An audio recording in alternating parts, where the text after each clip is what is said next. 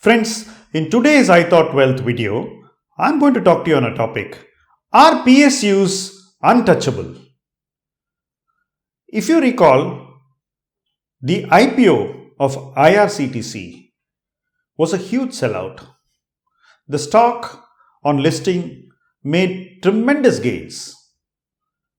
But that seems to me as an isolated instance. Overall, we have seen that public sector units have really not lived up to the promise. But what really was the promise? There lies the problem. The government actually promises nothing. When a company lists, if the government promises its shareholders nothing, then you have little to look forward to. Your expectations are actually set in a way in which you are disappointed right at the starting point. But are these businesses really not worth looking at? That question really requires some amount of history and introspection. Historically, when the government wanted to sell businesses in which it had total ownership, when it wanted to dilute that ownership, it first sold those companies only to its own entities. That was the first start or the genesis of disinvestment. So, PSUs effectively were sold to either UTI or LIC or some other insurance companies which were state-owned. The government always had a cultural hesitation to allow price discovery of these businesses to happen in the market.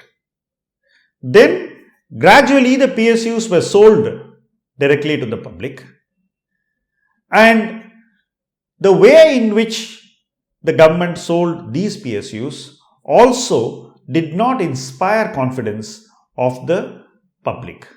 Why? The government kept diluting.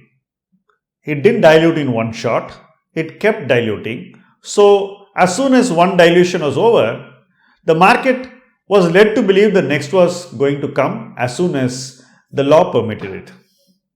So, with the constant overhang of dilution, the public interest in stocks kept waning. Even institutional investors of government-owned mutual funds and insurance companies have started getting an aversion to these companies. The constant overhang of dilution means that whatever incremental demand or interest that these companies can generate will always be met with by the government through its incremental sale of shares. Effectively, there would never be a scarcity in these companies. This overarching sentiment has dominated trade in public sector units for a very long time. Except for a brief period when you had the power and infra boom, when people wanted to somehow get a way of playing these companies, mostly PSUs have been laggards. It was only during that power and infra boom that we saw a substantial public interest in these PSUs. And that was an investment driven interest. But that also did not last too long, and after the global financial crisis, we have seen public sector units belonging to the power and infra space turn into laggards, and today they are at the lowest historic valuation since they were sold to the public. But there is a silver lining. Not everything looks hopeless. Markets do take interest in public sector units, but there has to be a context. What is that context? If you look at history, the only time when the markets gave a sustainable improvement in valuations of public sector companies was when the government gave up its ownership and control of its entities.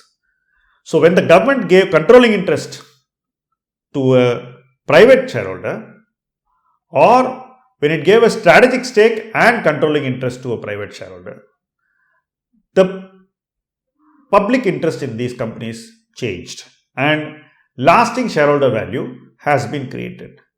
A case in point is Hindustan Zinc, but there are other instances too, like IPCL, where this happened. That phase when this happened is between 2002 and 2004. A very brief period where the government took such decisions. After that, the government has never really come around to a disinvestment which is genuine and true to label. Now, in the last budget, the government once again announced that it is going to do true to label disinvestment. This meant it would not sell shares in one company to another company and call that disinvestment. It meant that the government will truly sell out of a company. Some companies were shortlisted. To this day, the market doesn't believe that this disinvestment will be successful. It requires one or two transactions for the market to sit up and take notice. At the moment, market thinks this won't go through, there won't be interest. Bids are coming, but still that skepticism in the market is very visible. In 2002, it was not so bad. The moment government announced that it was willing to sell, the market gave a clear, unequivocal thumbs up and showed demonstrable interest in buying public sector companies because there were buyers for these companies. And those buyers were private businesses. Like you had the Sterlite Group, which now has become the Vedanta Group, visibly interested. The Birlas were also visibly interested in taking over Balco. There was competition. Contrast that with the disinvestment proposal of BPCL. There is hardly any interest from global majors, and the top companies in India also have not bid for these companies. So that's the context, and that's the scenario, and that's the setting. But the government is going to do disinvestment in two ways. One, it is going to sell a controlling interest like it proposes to do in BPCL. On the other side, it is going to sell a strategic stake and give control to a private player. So somebody can buy 26% and get board control of the companies. Quite a few companies have been shortlisted for this, and we will see this move gaining momentum. The companies will come to market and then we will discover the interest. During the phase of the lockdown, the market consensus view was that there would be no disinvestment. It was simply seen as impossible. Today, the skepticism has definitely fallen from what it was then, but we need more reinforcement. We need one deal to happen and the next deal to get bidders. If we get that, then the markets will see this whole thing differently. There is an array of opportunity. The government can sell several businesses if it wants to. It should sell the businesses for which there is buying interest instead of putting up for sale business in which there is no interest. By doing that, the government will definitely change the narrative. It is ill-advised for the government to try to sell companies for which there is no interest and then withdraw, leaving the investment world with the perception that government businesses are simply not worth buying. The truth is far from that. On the contrary, the government should sell a few companies which are having interest among buyers, potential buyers and private equity, and then create interest for other companies so that they can get sold.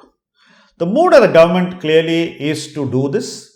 It has already started trying a different approach in raising resources from public sector undertakings.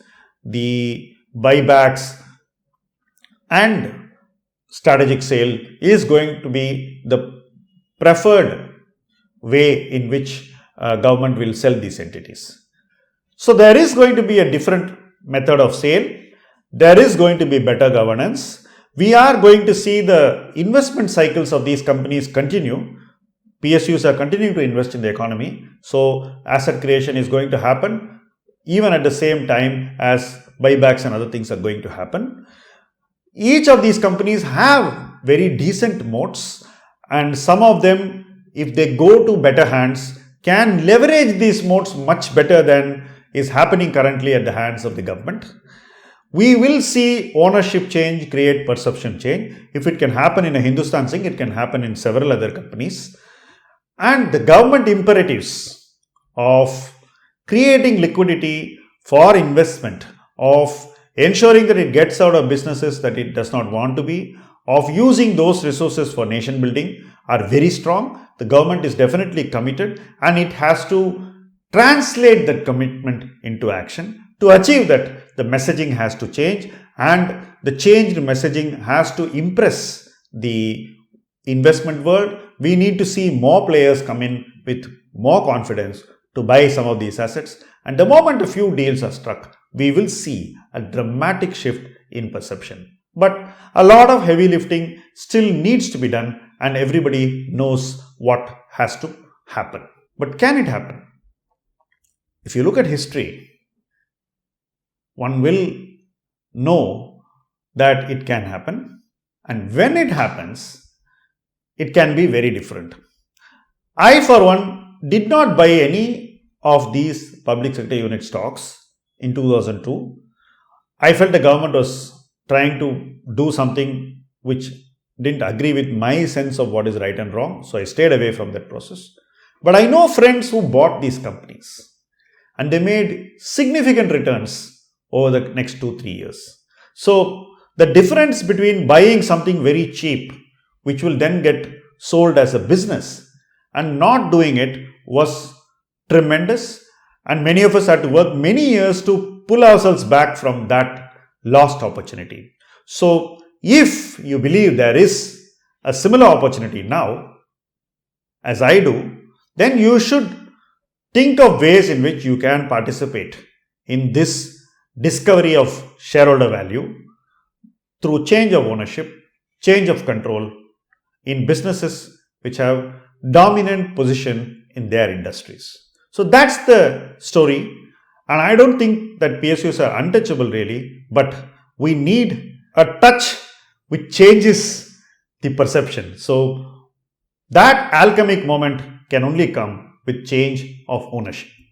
Thank you for watching this video. If you like this video, do subscribe to our channel.